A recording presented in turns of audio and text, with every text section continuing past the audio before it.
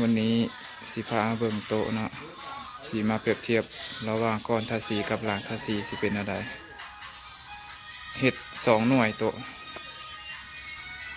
ะหับแขกไม้มี3-4อย่างผสมกัน หน้าแล้วแม่นเป็นไม้ดูหน้าเดียวบริโตกับป่นกับไม้ยางแดงแล้วก็ไม้อย่างวะไม้ซักจังหน่อยสิลงสี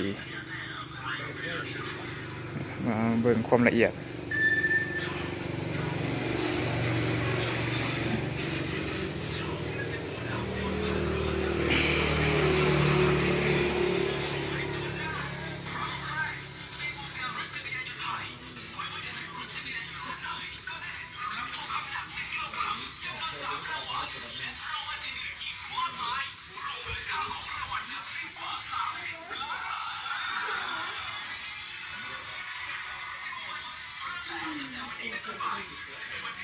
ไปเบิ่งตอนทาสีแล้วเลยเนาะ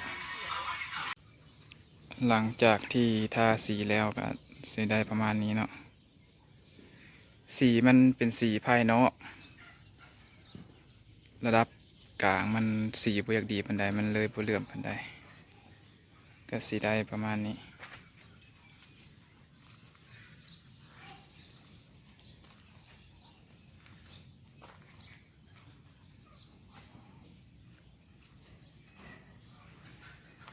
อันขาวๆนี่ละแม่นอัน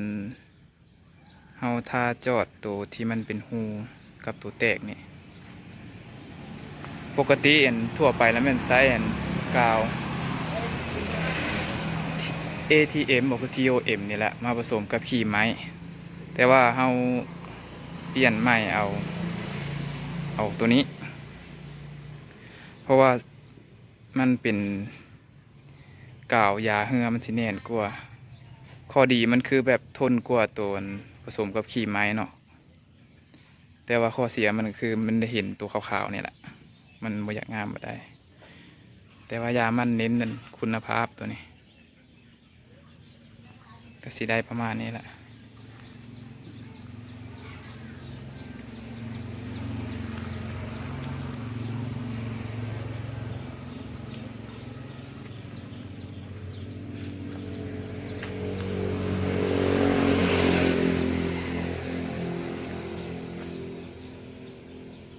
2 โต๊ะ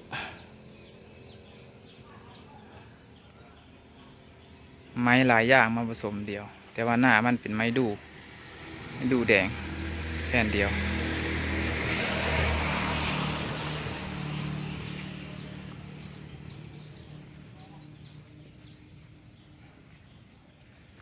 รับประกันความทนรุ่นนี้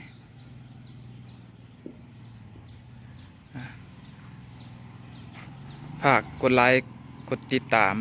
เป็นกำลังใจในเด้อเพื่อประพลาดคลิปดีๆต่อไปขอขอบใจ